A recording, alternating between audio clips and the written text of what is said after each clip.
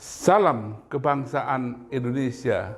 Ketika kurang lebih sampai 20 tahun yang lalu, saya suka menonton pertandingan catur. Meskipun saya tidak begitu pandai bermain catur, tapi saya suka menyaksikan pertandingannya, terutama setelah sebuah partai berakhir. Kedua pecatur memulai lagi melangkahkan apa yang telah dilakukan selama pertandingan, mengulang kembali dan saling menganalisa di mana kesalahannya sehingga harus dihukum oleh lawannya. Hidup pun keinginan semua orang tentu begitu. Dianalisa, kemudian kalau bisa diulangi, sayangnya tidak bisa. Hidup tidak bisa diputar ulang. Maka berbeda dengan pemain catur, kita harus lebih ekstra hati-hati sebelum melangkah. Karena apapun yang langkah yang kita akan lakukan akan mengandung konsekuensi yang tidak bisa dikoreksi kembali. Berbeda dengan permainan catur, kita bisa catat dan ketika bertanding dengan lawan lain, kita tidak melakukan langkah yang sama, yang keliru. Menyadari hal itu, saya mencoba sebuah puisi yang saya tulis ketika menunggu sebuah kereta di sebuah kota. Judulnya adalah Meresapi dan Merejuvenasi atau Meremajakan.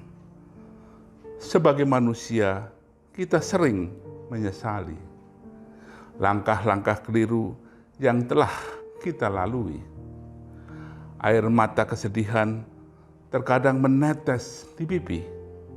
Tak usah malu, karena hal itu yang manusiawi. Tetapi kita harus selalu ingat, tak ada gunanya.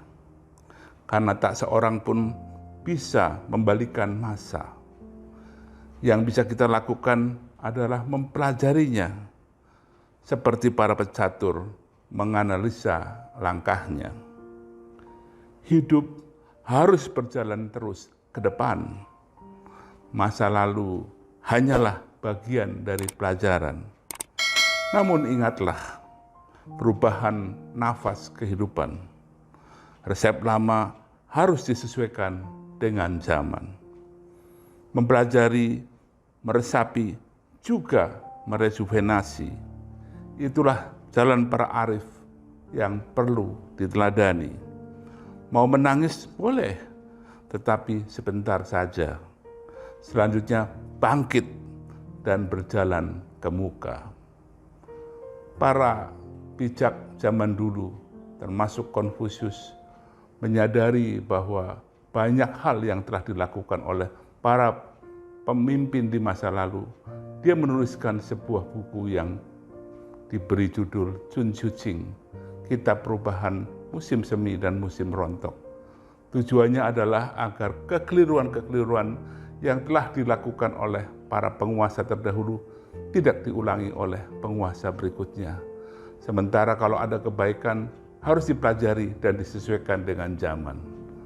Namun sejarah membuktikan bahwa manusia tidak pernah belajar dengan atau kepada sejarah, meskipun awal pembuatan sejarah salah satunya adalah agar kita bisa mempelajari dan sekaligus mengoreksi langkah-langkah keliru yang dilakukan oleh para pendahulu kita.